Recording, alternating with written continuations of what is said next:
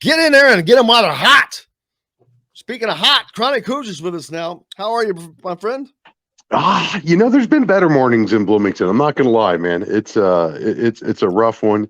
I don't know that there's been a worse day so far this year for Kroger to neglect to put any of my coffee in the old order, but I woke up to the rude surprise of no caffeine in the house. So I'm over here sipping on some peppermint mocha, trying to act like it's a real cup of coffee. Uh, just trying to figure out where the hell the season goes from here. Well, Kevin's overlooking a cemetery, and we're being rained on all day, it looks like. So it looks like the perfect day for us to just lament what could have been. But this team still has a chance and a path to make the NCAA tournament. Talked about this earlier with Mike DeCourcy, but they've lost 5 straight. They have 3 games coming up, 4 games remaining, but the next 3, to me, are must wins. If you lose any one of those, you're going to have to do something double in the Big Ten tournament. But they have to beat Maryland at home. They've got to go on the road and beat Minnesota, and they have to come back at home and finish that with a win over a solid Rutgers team before going off to West Lafayette and taking that L, which would be highly expected. But those 3 wins, and then I still think they might need to win a game in the Big Ten tournament. I don't know. If they win those 3 straight, they may just be fine. But I'm not sure, Chronic, because right now I think they're on the outside looking in. No, I think it's probably pretty fair at this point. It's really tough when you start looking at those teams that are in the bubble conversation when there's still games remaining. But I think it's probably safe to assume that Indiana's toast if they lose any of their next 3. Even if they win all of those, you cannot go up and lay an egg against Purdue. I know the committee will tell you that style points don't matter, but let's be honest, there's a whole lot of eye test that goes on when it comes down to those fringe teams. And right now, Indiana is not going to pass any eye test in the country. They still have some opportunity to win some games in the Big Ten tournament because the way they're playing right now, they are heading towards extra games as things are trending right now. So it's just a terrible situation for a team that was pretty solidly in the tournament just a few weeks ago to be just literally down to their last breaths right now, holding on yet again, another winnable game on the road that they snatched defeat from the jaws of victory after really, an impressive effort in battling back from, I believe it was 11 points. At one point, the deficit in the second half. You got a 4-point lead with a little over a minute left. We can write it off as some stumbles, unfortunate luck. Unfortunately, that's been a pattern that has persisted throughout the season for this team. I just mentioned it earlier. They're fragile. It's just a very, very fragile team. It's got a lot of flaws that are on full display. And unfortunately, they find themselves in yet another position where there's just no answers available when they're most needed. And I don't know that mentally this team is prepared for the stretch ahead of itself right now. Kevin, they're currently 9th in the Big Ten Conference, sitting behind Michigan of all teams, who I think is going to fall because of what is coming up for them. Who knows, they could rally. But I look up at Rutgers. Rutgers has the exact same overall record as Indiana does at 16-10. But Indiana lies at 7-9 in the conference, while Rutgers is a robust 10-6, just 2 games out of first place. So again, that's another reason why that game with Rutgers will become critical. But also I think looking at this, 8 teams from the Big Ten will make the dance, but that includes Indiana making it at the end there. So, and that requires them winning those 10 games. I don't see Michigan making it. I think that this 5-game suspension by Howard is going to affect them. We'll see. Who knows? But that's a team that they're bumping against. The 9 teams are not going, I don't think, from the Big Ten. And right now, Indiana is bumping up against Michigan for that final spot. Yeah, and that, it could be 7, and we'll see about Iowa. Iowa, they were in the top 25 this week, which I found curious because, they did beat Ohio State, but they only have one quad one win.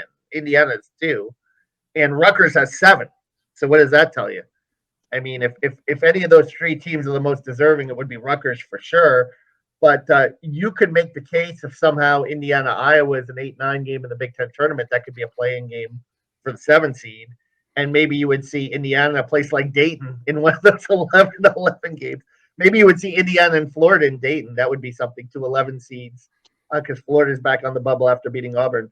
But, and Dayton would be an easily drivable trip for Hoosier fans. But you might see that, if Indiana ends up with like 19 and 11, 19 and 12, or 20 and 12, or something of that nature. That would be, would that count as an NCAA tournament in IU fans' minds, a first four appearance? Well, let me tell you, if people think the quad one wins really matter that much, you mentioned Iowa, which is a great example. Chronic, they are 1-5 in quad one wins, but they're sitting 19th in the net rankings. They're 5-3 in quad twos, and then 12-0 in the threes and fours. But most teams are that. But they're 1-5 in quad one wins, yet 19th in the net rankings. So that is going to make a tremendous difference for them. They would have to lose out, Kevin, I think, to not make the tournament. But Indiana is, however, sitting at 43rd in the net rankings, which is dangerous territory, but it's a territory that you can get yourself out of. It's still manageable. Well, and that's the thing, is there's still enough basketball left. There's enough runway left in front of this team to pull up and to get themselves in the tournament. The problem is there's just zero room for error at this point. The pressure has gone beyond every game, effectively every possession, the way that this team has shown that they can let leads slip. We'll see if they're capable of it. It's going to be a massive test, though, because you've got a team right now that was short 3 scholarship players. I don't know if I'm fully comfortable calling Christian a regular rotation player at this point, but nevertheless, it's primarily at the guard spot. And now you've got your emergency point guard in Galloway, who is out as well. It's just a really, really unfortunate position. But for all the struggles they've had in the backcourt, this was the second half yesterday against probably one of the more favorable matchups that this team plays in the post. And your All-American candidate doesn't score a single field goal in the second half. All his points come off of free throws, goes completely quiet, not a point, a rebound, or even an assist. And I understand Trace was taking a lot of doubles and triple teams late in the game, but not even an assist for the final 11 minutes of the game. The struggles, the flaws on this team are widespread. They're throughout the bench, or all the way down the roster, rather. And, one of those games where when they're shorthanded, short of Tamar Bates, I think they got 2 points from Anthony Leal, and that was pretty much it. That was the only help that came. So they've got to figure out a way to get more contributions from more players on the floor, because that there's going to be inconsistencies from shooting. There's going to be inconsistencies from guard play, as well as in the post, for that matter, especially when they play teams that are a little more robust inside. All the more reason that you cannot have entire segments of the roster just go MIA for significant, if not entire, portions of the game. Well, Anthony Leal actually 0 points in his 10 minutes. He missed his only shot and both of his free throw attempts, which came at the end of the game. And I'm not trying to pound on him, but I said earlier, he's had 2 opportunities, Northwestern in this game, to ply his case for more minutes. We didn't see it. You've got, man, if you're a shooter, you've got to knock down free throws that are critical. And this was in the first half. He didn't do that. Tamar Bates, he played 25 minutes, was 3 of 11, 1 of 4. He was in there scrapping. Michael Durr, 9 minutes, picked up 2 personal fouls, missed his only shot. So this team does not have a lot of help. But also, you mentioned Trace Jackson just disappears at critical times too often. He was 3 of 9 in this game from the field and 7 of 13 at the free throw line. That is a ton of points left on the table, especially for a game that should have been won in regulation.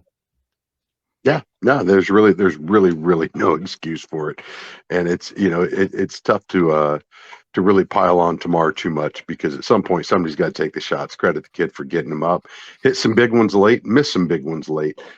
Very much looked like a freshman, which is a tough spot to be in a high leverage situation like those minutes he got last night.